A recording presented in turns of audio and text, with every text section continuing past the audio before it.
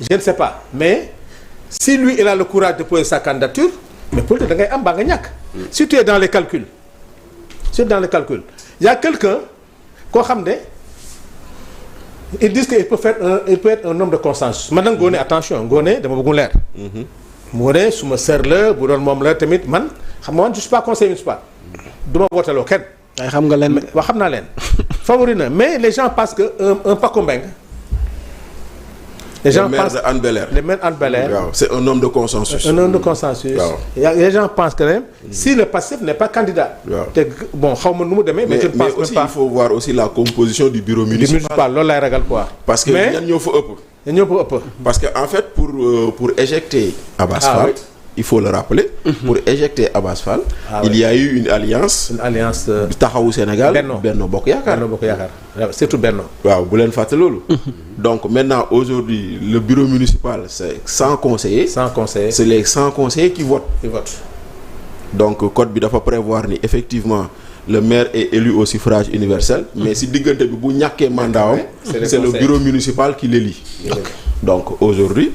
tey jii nii au cas où on arrive parce que lu ñu wax yëpp on est dans les conjectures encore une fois au cas où on arrive à la situation où la cour d'appel confirme l'acte qu'a posé le préfet. Donc il faut que parmi les 100 d'abord que lui Barthélémy Dias soit remplacé par son suppléant. Maanaam sur la liste bu ku mu nekkaloon vis-à-vis. Parce que xam nga liste majoritaire day am majoritaire titulaire ak suppléant. Exactement. Ki mu nekkaloon vis-à-vis moo koy remplacer. Exactement. Donc si bureau bi déjà premièrement et ensuite qu'on convoque une réunion pour élire le nouveau maire. Parce que li Bachir wax ni pourquoi c'est complexe. Bi affaire Abass Fall bi amee ñu koy voté waat. Xam nga y avait une équipe du conseil municipal. Dans cette équipe il y avait même des gens de Yewwi Askan Wi de Diomaye président même. Qui était avec Barth. Mais tey dans l'équipe municipale am na ñoo xam ne tey ils étaient avec Barth. Tey ils sont de Diomaye président ou de Sonko législative. Oui. ñooñu lan moo naan seen position. Exactement. Le PUR est bien représenté. Benno est très représenté. Exactement. Bamba Dièye est représenté. te Bamba Dièye boo xoolee le parti de Habib Sy. te tey boo xoolee Pathé Ba. qui est responsable à l'organisation de la ville de Dakar. et de Bamba Dièye. te c'est un proche de Barth. FSD/BJ. ñooñu lan moo nekk seen position. Est-ce que l'appareil de Diomaye président va se lever? Est-ce que l'appareil de Sonko candidat va se lever? Est-ce que l'argent va couler? Il faut le dire. waaw loolu yaa voilà, est-ce que l'argent va couler? Certainement. Voilà, loolu aussi il faut le dire. Mais est-ce une affaire d'argent aussi? Mais bien sûr. Non, on est au Sénégal. Bien sûr. Lépp dina am. Mais pourquoi on a éliminé l'élection du maire au second tour? Oui, c'est ça. Oui. Parce qu'à l'époque, il y avait trop de manœuvres. Mais attends. On élit donc le conseil municipal. Le conseil se réunit pour élire le maire. Oui. Mais grand. Il y avait toujours des problèmes. Donc à partir de ce moment, on a éliminé le second tour. jëlal 2014. Mairie Mermoz Sacré-Cœur. Kan moo jiite liste bi? C'est Soham Wardini. Barthélémy Dias était dans la liste. Il n'a pas dirigé la liste mais ba ñëwee bureau municipal moom la fal. loolu moo indi Soham Wardini ñu def ko première adjointe au maire à la place de Cheikh Gueye. Parce que en fait beaucoup avaient compris ça comme une certaine trahison seen diggante. C'est ça la vérité. Mais loolu moo tax may la tout dépend de ñan ñoo nekk ci liste bureau municipal bi parce que foofu la mbir mi nekk. La liste des 100 là ñooñu ngay xam gars yi dañ leen di xam seeti leen. Le premier cas d'espèce très flagrant c'est arrivé entre Mbaye Ndiaye et Lamine Ba. Waaw au Parcelles Assainies à l'époque. Lamine Ba noonu lañ nangoo woon kii jox ko Mbaye Ndiaye. C'est ça qui s'est passé. Donc depuis lors le débat s'est posé. Est-ce que waruñu éliminer second tour jusqu'à bi ñu ko dindee. Ok donc acte bi posé wu tey fële ca Saly préfet bi tey lan nga jàpp ne tey moom la nar a jàngatee bi la situation bu fekkee dañuy sukkandiku ci wàllu yoon. Dina xaw a jafe pour ma nekk ci place bi wax lan la koy jàppee mais dina en tout cas comme ni ñu ko waxee nii tout à l'heure mooy waa ji warul bokk parce que tey même bu ñu demee ci xam ñuy waajal vote du budget de la mairie de ville de Dakar. Exactement. Je pense que les citoyens ont le droit d'assister tey buñ ci tolloo. oui en tant que citoyen baa ngi ñëw. Les délibérations sont publiques. waaw parce que question mais où va-t-on finalement avec cette affaire Barthélémy c'est pas de la provocation. dans tous les cas c'est-à-dire que en tant que citoyen de la ville. même yow bu la neexee dem toog. léegi foofu. donc y a pas de souci. bu ko neexee mu ñëw toog. ah non kenn mënu ci dara boobu nag bu ko policiers yi bloqué nag vraiment c'est un abus de pouvoir. waaw foofu moom amuñu droit bloqué. amuñu droit parce que le citoyen a le droit quand même dem ci salle bi. d'assister c'est que doo jël parole conseil municipal. voilà mais mën nga ñëw toog. te buy ñëw mënoo wax ne tey je crois qu'il le fera. waaw da koy def bien sûr. c'est que leen rek mu bañ a déclarer conférence de presse. non waaw surtout ça. il n'a pas droit aux paroles. lenn daal xam naa wax mooy. conseil municipal bi moom. xam nga war a ut ku lay maire suba ak tey vraiment. da lay indi da lay dugal. sëñ bi. soo leen seetaanee am na nu muy demee yéen ñëpp la ñuy boole. vous perdez tous. léegi yéenay xool yéenay tànn. am ay nekk ci dilemme di tànn di xool lan lay décider di naan suba su ñëwaatee nan la ñuy cohabiter ensemble loolu vraiment. loolu calcul la. yaa ngi de c'est des calculs politiciens yoo xamante ni pour man. quand tu as le courage de tes ambitions il faut assumer également ce courage. mooy que ne man comme par exemple Ngoné lu mu def mais moom créé wul c'est peut-être c'est pas elle qui a créé la situation. mais situation bi bu amee dafa am moom lu ñu ko wax. yoon moo xam ne am nga droit. nga dajale conseil municipal bi ngeen xool nu ngeen di utee nu ngeen di installer kii koy remplacer par coïncidence yow la. waaw léegi loolu ana inventé bi léegi ku la ci mere kay politique da laa bëgg a mere rek. léegi yow nekkal si lu la yoon may. léegi nag maintenant si ki nga xamante moom mooy Barthélémy Dias foofu mooy mbirum politique bi nag. su ko cour d'appel intégré dans son joxaat ko son droit donc politiquement du nekkin bi mën na nekk lu compliqué. maintenant loolu nag bon plus politique la il faut assumer. mais honorable dernier tour de table voilà donc sur cette question balaa ñuy jàll waaw li honorable wax sànq. on a l'impression que Barth veut jeter le bébé et l'eau du bain. il faut pas qu'il soit égoïste quand même. c'est ça waaw il faut pas qu'il soit égoïste parce que installation délégation spéciale du intérêt ville de Dakar. n'est-ce pas.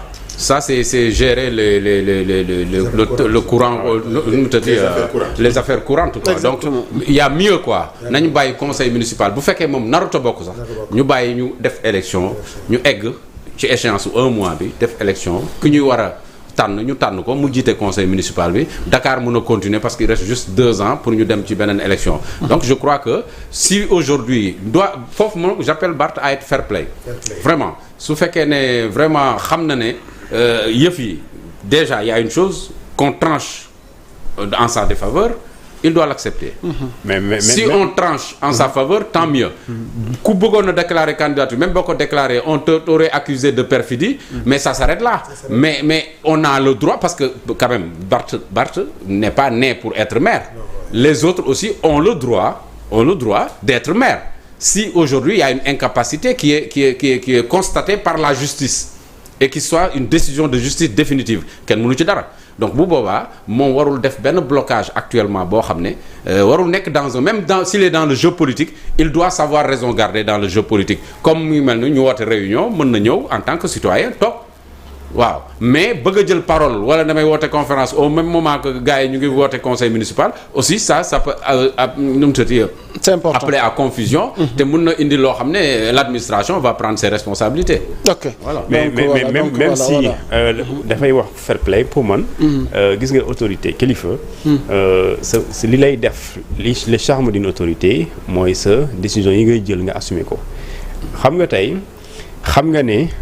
am na nu muy immiscer ci doxalin bi autorité administrative mën na considérer que ne dafay défier li nga xamante moom mooy la loi la décision mais dans ce cas le conseil doit être ferme mën na ko interdire mu ñëw mu ko neexee waxuma par exemple tey comme la rencontre si dañoo waxoon c'est dans un cadre privé réservé exclusivement au conseil su neexee madame la maire mu réquisitionner police comme ça bu ñëwee dañ koy bloquer du dugg te loolu yàqal léegi nag ñoom ñooy xool ndax da ngeen di def sunu dernière intervention balaa ñuy dugg ci beneen point waaw ñoom ñaar laa koy jox parce que c'est des experts évacuer donc sujet boobu damay gis seen analyse